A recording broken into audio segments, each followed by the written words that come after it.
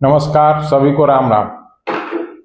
जैसा कि हम जानते हैं कि वैदिक ज्योतिष के अंतर्गत अष्टम भाव से हम लोग आयु या मृत्यु के कारण को हम लोग विचार करते हैं। तो आइए जानते हैं किसी व्यक्ति का मृत्यु का कारण क्या हो सकता है, ये हम कैसे जानेंगे।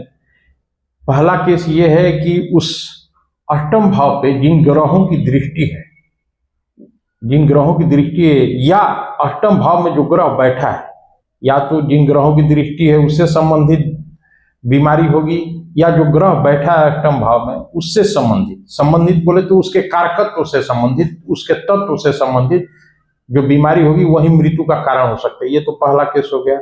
दूसरा केस, जब न कोई ग्रह उस अष्टम भाव को देख रहा है और न ही कोई ग्रह बैठा है, ऐसा तो हो सकता है ना कुंडली में, तो उस केस में उस अष्टम भाव से संबंधित जो बीमारी होगी, अष्टम भाव से संबंधित जो बीमारियां होती है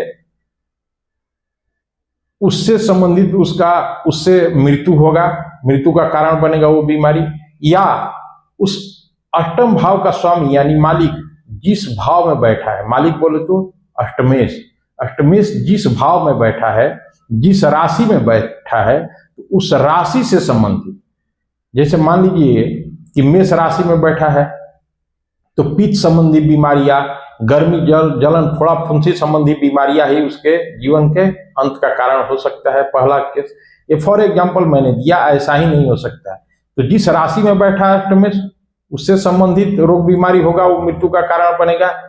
या अष्टम भाव से मैं बताया दूसरा केस में कि अष्टम भाव से संबंधित जो बीमारी होती है, उस बीमारी से संबंधित जो बीमारी होगी, उस भाव से संबंधित जो बीमारी होगी वो मृत्यु का कारण बनेगा। ये तो दूसरा केस हो गया।